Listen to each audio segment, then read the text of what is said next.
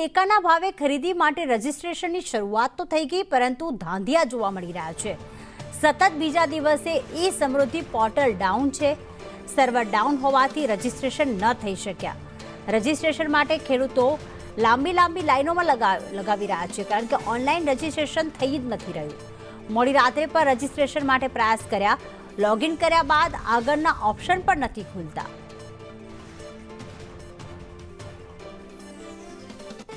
તો રાજ્યભરમાં ટેકાના ભાવે ખરીદીના ભાગરૂપે જે રજીસ્ટ્રેશન પ્રક્રિયા ગઈકાલ 1 તારીખથી શરૂ થઈ ગઈ છે, પણ ગઈકાલેના રજીસ્ટ્રેશન થઈ શક્યું ને આજે પણ થઈ નથી શકતું, કારણ કે સર્વર ડાઉન જ બતાવી રહ્યું છે ને આ તરફ ખેડૂતોની લાંબી કતારો જોવા મળી રહી છે।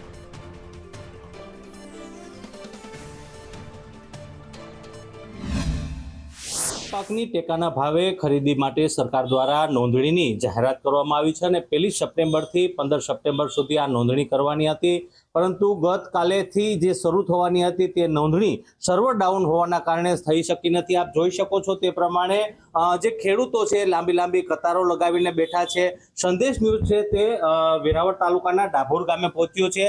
આજે પણ આ જ સમસ્યા સતાવી રહી છે। આપણે સમજવાનો પ્રયત્ન કરીશું કે શું તકલીફ પડે છે। અહીંના જે વીસી છે, વીસીને આપણે કહેશું, જી શું તકલીફ પડે છે? આજે પણ સર્વર ડાઉનની તકલીફ આવે છે।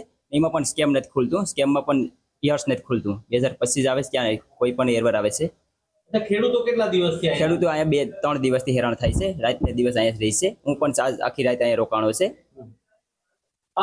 તમે જરા બતાવીને કહેશો કે કેવી રીતે શું તકલીફ પડે છે? આમાં આપણે જોઈ શકો છો આ જે વીસી એક સાઇટ ખોલી છે, પરંતુ આ સાઇટ ખુલતાની સાથે આપ જોઈ શકો છો જે પ્રમાણે તકલીફ પડે છે। અહીં જે યરનું ઓપ્શન આવે છે તે યર સિલેક્ટ થતું નથી અને આગળની સાઇટ પણ આગળ વધતી નથી। આ જે તકલીફ ગઈકાલે હતી અને આજે પણ આ જ સમસ્યાનો ખેડૂતો સામનો કરી રહ્યા છે। કહી શકાય કે જે ટેકાના ભાવે ખરીદી માટે ખેડૂતો છેલ્લા 2 દિવસથી રાતને દિવસ ગ્રામ પંચાયત ઉપર આવી રહ્યા છે, પરંતુ તેમનું રજીસ્ટ્રેશન થઈ નહીં રહ્યું અને લોકો અને ખેડૂતો પારાવાર મુશ્કેલીઓનો સામનો અનુભવી રહ્યા છે। ત્યારે સરકાર દ્વારા આ બાબતે સત્વરે કોઈ ઉકેલ લાવવામાં આવે તેવી ખેડૂતો માંગ કરી રહ્યા છે। રાકેશ આહિર, સંદેશ ન્યૂઝ, ગીર સોમનાથ।